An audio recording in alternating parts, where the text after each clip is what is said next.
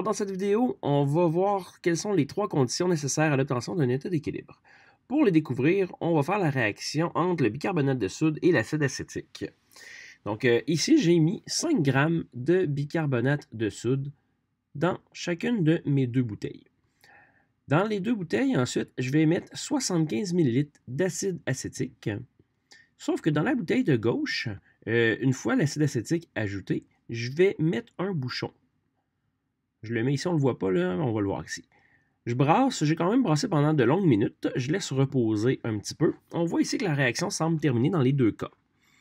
Par contre, voyez-vous que dans la bouteille de gauche, la solution semble un peu plus brouille que dans la bouteille de droite. On va observer le tout par en dessous pour mieux voir. Voyez-vous, ça c'est la bouteille de gauche, celle avec le bouchon. On voit dans le fond un dépôt. Il reste encore du bicarbonate de soude, alors que dans la deuxième, la solution est complètement transparente. Alors ici, on voit que même si j'ai mis exactement la même quantité des deux réactifs dans les deux bouteilles, les réactions ne se sont pas terminées de la même manière. Mais quelle était la différence entre les deux systèmes? Bien, un système était fermé, hein, il y en avait une bouteille qui avait un bouchon, puis dans cette bouteille, il restait du bicarbonate de soude. Alors, quelles pourraient être les trois conditions nécessaires pour l'obtention d'un état d'équilibre? Donc, la première condition, on dit que ça nous prend un système qui est réversible. Mais en théorie, toutes les réactions chimiques sont réversibles. Donc, en fait, ça nous prend la preuve que dans ce système-là, la réaction était réversible. Bien, si la réaction est réversible, ça veut dire que les produits se transforment en réactifs. Donc, en gros, ça nous prend la preuve qu'on a la présence simultanée de tous les produits, de tous les réactifs de notre équation chimique pour savoir qu'ici, on a une réaction réversible. La deuxième condition, on l'a vu dans notre exemple, ça nous prend absolument un système fermé. Fermé, ça ne veut pas nécessairement dire qu'il y a un bouchon. Ça veut surtout dire qu'il n'y aura pas d'échange de matière avec l'environnement. Donc, pas de perte de réactifs ou de produits, mais pas de gain non plus. Il ne faut pas rien rajouter. La troisième condition est un peu plus compliquée à comprendre, mais vraiment très simple. On dit que ça nous prend des propriétés macroscopiques constantes. Macro, ça veut dire comme gros. Scopique, c'est observable. Dans le fond, ça prend des propriétés observables constantes. Souvenez-vous là, des indices d'une réaction chimique là, que vous avez appris l'an passé. En fait, il faut que quand tu regardes ton système, tu aies l'impression qu'il ne se passe plus rien, qu'il n'y a plus de réaction chimique. Donc, par exemple, pas de changement de couleur. Si ton système est en train de changer de couleur, c'est que la réaction est encore en train de se faire. Il ne faut pas qu'il y ait de dégagement de gaz, il ne faut pas que la pression varie, hein, qu'elle augmente ou qu'elle diminue. Il ne faut pas qu'il y ait de dégagement de chaleur ou de lumière. Donc bref, il faut que tu aies l'impression qu'il ne se passe rien. OK, alors là, ce qu'on va faire, c'est qu'on va pratiquer. Je vais vous montrer des systèmes, des transformations, et puis vous allez me dire si c'est à l'état d'équilibre ou pas. OK, alors la première transformation, ça va être une transformation physique. On va tout simplement dissoudre de l'iode dans deux solutés différents. Donc, je vais peser 0,10 g d'iode que je vais mettre dans une première éprouvette. Je vais ensuite peser exactement la même quantité, 0,10 g, que je vais mettre dans une deuxième éprouvette. Puis dans la première éprouvette, je vais dissoudre l'iode dans de l'éthanol. Fait qu'ici, j'ai mesuré 10 ml d'éthanol, je le verse dans ma première éprouvette et on voit déjà l'iode se dissoudre dedans. Ensuite, je vais faire la même chose, mais cette fois-ci, je vais dissoudre l'iode de la deuxième éprouvette dans 10 ml d'eau distillée. Je mesure mon 10 ml, je le mets dans ma deuxième éprouvette, je mets un bouchon dessus parce que l'iode s'attache. Puis après ça, il va me rester juste là, à brasser mes deux systèmes. Je les brasse vraiment là, en même temps. On voit déjà tout de suite qu'ils ne sont pas exactement pareils. Fait que, comme tu vas voir, j'ai quand même brassé pas mal. Là. Il a fallu que j'accélère un petit peu la vitesse là, parce que c'était long. Alors, une fois que j'ai terminé de brasser, là, c'est là que je vais me demander, est-ce que mes systèmes sont à l'équilibre? Donc, pour le premier, c'est le temps de peser sur pause pour réfléchir. Est-ce que mon système est à l'équilibre? Pour savoir si c'est à l'équilibre, il faut que je me dise, est-ce que ça remplit les trois conditions? La première condition, c'était que mon système soit réversible. Donc, est-ce que j'ai présence simultanée de tous les réactifs et de tous les produits? Ici, c'est difficile à dire parce qu'on ne voit pas tout à fait bien. Donc, pour les produits, c'est clair. On voit clairement le changement de couleur. Donc, je sais que j'ai du I2 aqueux.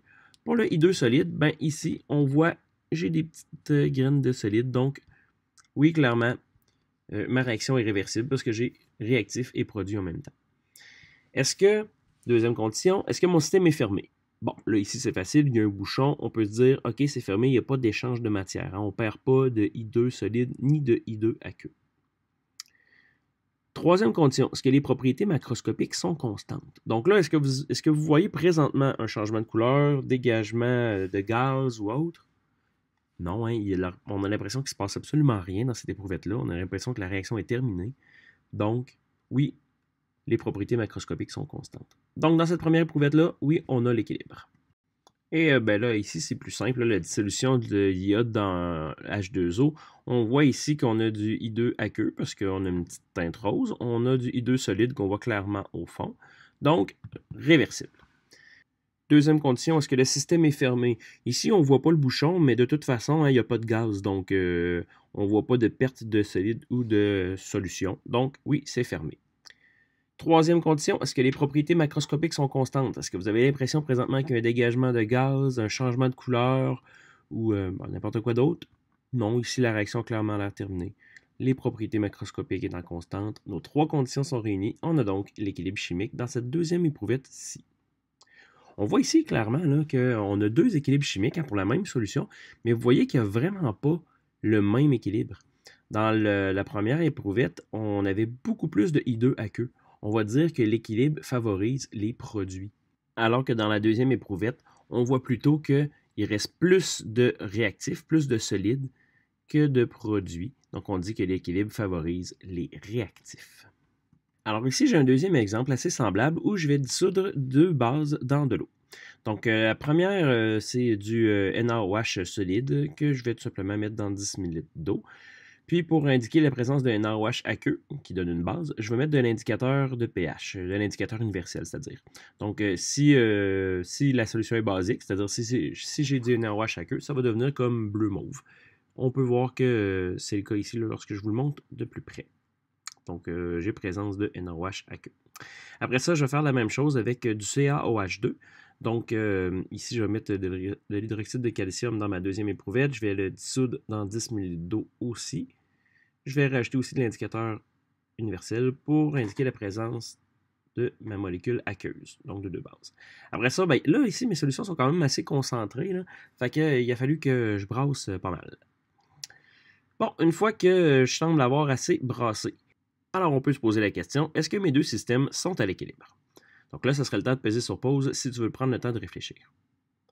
Pour savoir si nos systèmes sont à l'équilibre, ben on doit se demander est-ce que mes deux systèmes répondent aux trois conditions. Donc, je vais commencer avec le NaOH. Alors, on voit clairement ici que mon système est fermé. Mes propriétés macroscopiques semblent constantes et on ne voit pas de résidu de NaOH dans le fond. Résultat, cette réaction-là n'est pas réversible. Cette réaction-là est complète. Donc, ici, je n'ai pas d'équilibre chimique. Alors, pour la dissolution avec l'hydroxyde de calcium, on voit clairement un résidu dans le fond. Donc, on a notre réaction réversible. On sait aussi que ce système-là est fermé. Il n'y a pas besoin de bouchon puisqu'il n'y a pas de gaz. Hein, c'est seulement solide et aqueux. Donc, système fermé. Et la réaction semble terminée. Il n'y a pas de dégagement de gaz ni de chaleur. Donc, les propriétés macroscopiques sont constantes. Ce système-là est donc à l'équilibre. J'espère que vous savez maintenant mieux comment distinguer un système à l'équilibre d'une réaction complète.